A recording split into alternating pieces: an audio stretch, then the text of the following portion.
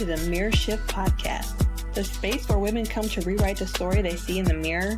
I'm your host, Reva Davis, boudoir photographer, confidence coach, and your new self-love advocate.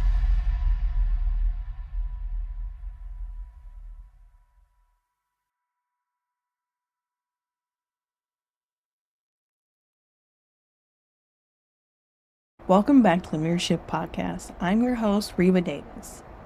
Today's episode is a vulnerable one because we're talking about something a lot of women carry quietly: regret, growth, and the realization that we get to choose who we become. So if you're anything like me, you've had moments where you've looked back on your life and thought, I could have done that better. I wish I knew then what I know now. And for a long time, I lived in that space. There was a time in my life where I struggled deeply trying to figure out who I was and who I wanted to be. I knew some of the choices I was making weren't healthy. I knew I wasn't always showing up as the best version of myself. And that's hard to admit, because we want to believe we're always doing our best, but sometimes we're just surviving. And survival doesn't always look pretty. Motherhood is not easy. There is no manual. There is no perfect guide. There's no moment where you suddenly feel like you have it all figured out. And I've had moments where I thought, did I do this all wrong? What if I could go back and do it better? As a mom, as a wife, as a person, I've made choices I regret. And sometimes I still catch myself wishing I could go back and rewrite parts of my story.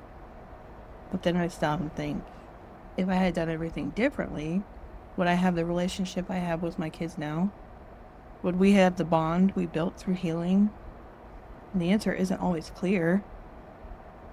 There are seasons in life when you pushed into roles you were never truly prepared for.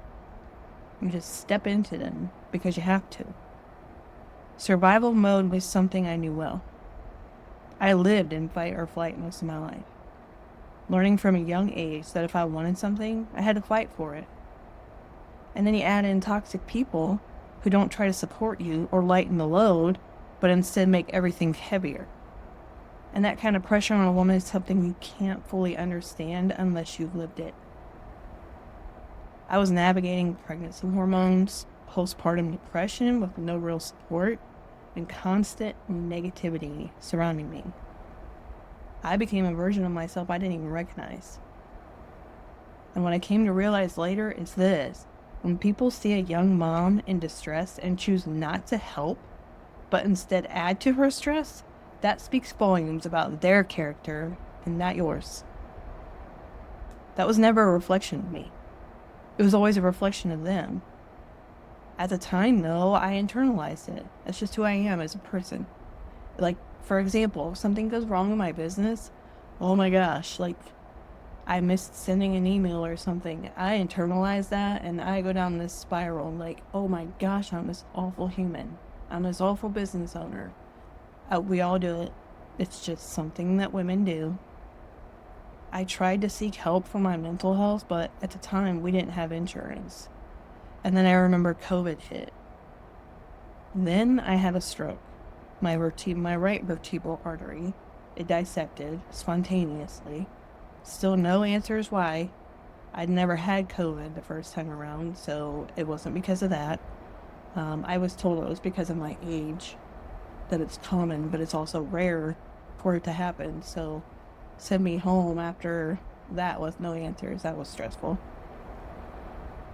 And suddenly just everything felt like it was too much. Like you have all of this stuff you're dealing with, and then that happens. So then we get insurance from my husband's work. The reason why we had went without it so long is because we had a household of 7 people. We could not afford an extra $200, almost $300 per paycheck to cover our health insurance. But when you're scared that you're going to pass away, basically, because you don't have insurance to help get you through surgeries, or like when I had the stroke, they wanted to do an angiogram, but they didn't do it because I didn't have insurance. Doctors were telling me I needed to lower my stress levels, and I remember thinking, well, how am I going to do that when I'm living in constant chaos? But it wasn't until we got insurance and I was finally able to start physical therapy, start going to regular neurologist appointments. I also started counseling with a therapist. And when I started therapy, that's when things began to shift. I started to see that I was allowed to stand up for myself. No matter who didn't like it, I was allowed to say no. I was allowed to put myself and my kids first. I was allowed to step back and say, okay, well, they're manipulating this situation. Instead of looking at the situation from an adult perspective and saying, okay, let's talk to the parents and see what's going on here. No, she took it and ran with it and made her own version of it. But then things got calmer for me. Things got calmer for my children. And honestly, that was the beginning of my real transformation. Realizing that almost losing my life forced me to finally start choosing it.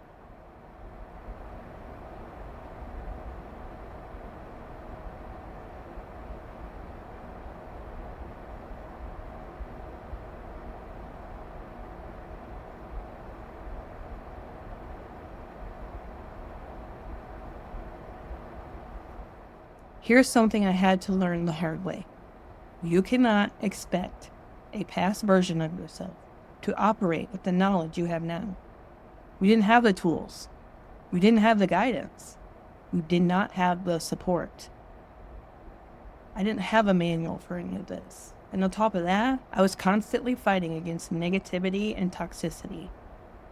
People who should have supported me didn't. People who should have guided me twisted things. People who should have been safe weren't, and that shapes you. But there came a point when something shifted. Through therapy, self-reflection, cutting ties with those toxic people, I started to see things differently. I started to understand that I didn't have to stay stuck in regret. I didn't have to keep replaying my mistakes. I didn't have to sit in misery. Books like Girl Wash Your Face and learning from Gabby Bernstein about mindset and manifestation, those were two of my very powerful eye-opening moments, was reading those books. I get to choose how I move forward. I realized I could be a good mom. I can be successful without someone telling me that photography isn't a real job, that I need to go out and get a real job. I can build a life that I'm proud of. And I don't have to listen to the voices that told me, get a real job. Photography isn't a real career. You won't make it. I don't have to be jealous. I don't have to be envious. I don't have to live in comparison. I can just be me. And I can choose to become someone I'm proud of. And that's what I want you to take away from this. No matter what you've done, no matter what you regret, no matter what you wish you could redo, you still get to choose who you are moving forward. You're not stuck. You're not defined by your past. You are not disqualified from becoming better. You can choose to grow, to heal, to love deeper, to show up differently. You can choose to be a good human. And I know you can, because I did.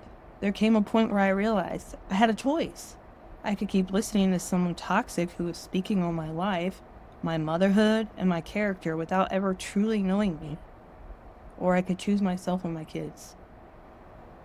This was someone who made up lies, called me selfish and pathetic before they even know who I was, and tried to plant seeds that my own children hated me. And for a while, I let that get in my head. Because when it comes to your kids, that kind of manipulation cuts deep. There's nothing worse than waking up one day and thinking you've messed up so badly as a mother that your children don't love you. Especially when someone is constantly feeding you that narrative. But then I started listening to my son instead of the noise. He would say, Mom, why would I keep coming home to see you every year? Why would I still call you? Why would I ask you to come visit? And he was right. He told me, stop listening to these people. And even though it's hard not to internalize those things, because it's a daily struggle, I had to step outside of myself and really look at what was happening. The same people who called my children spoiled, who complained about having all these grandkids, didn't ask for all these grandkids, were the same ones trying to define my reality. Also, the double standard with this one was another thing that really stuck with me. And then for me to see the embracing of someone who, from the moment that I met my husband, I was not allowed to like this person. We had to do things a certain way. You weren't allowed to let this person do this or let this person do that, and this person was horrible and awful. This was the narrative that I was being fed about someone else. But now she's given grace, and I am the awful one.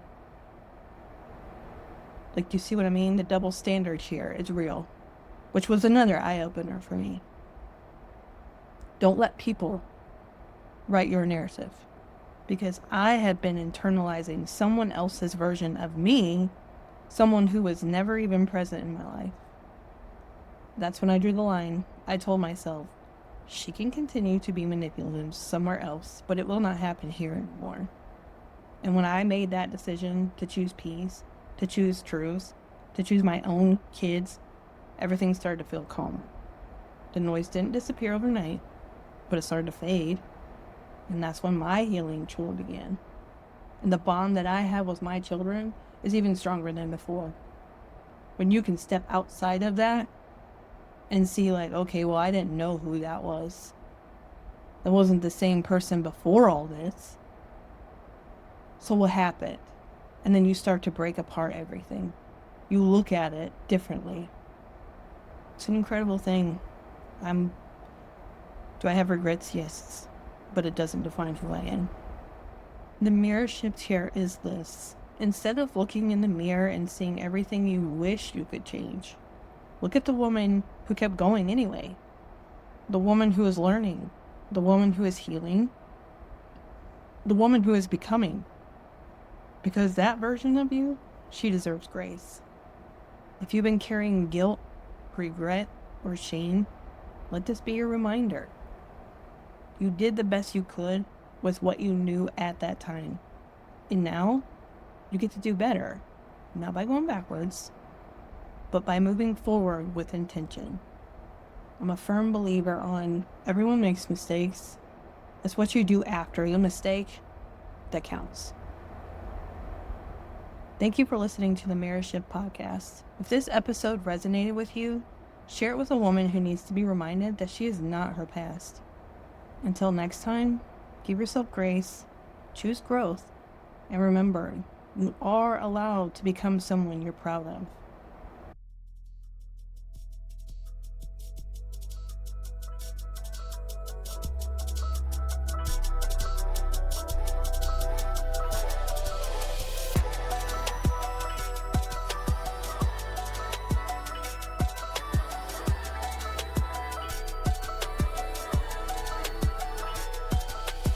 Thanks for spending a few minutes reflecting with me today.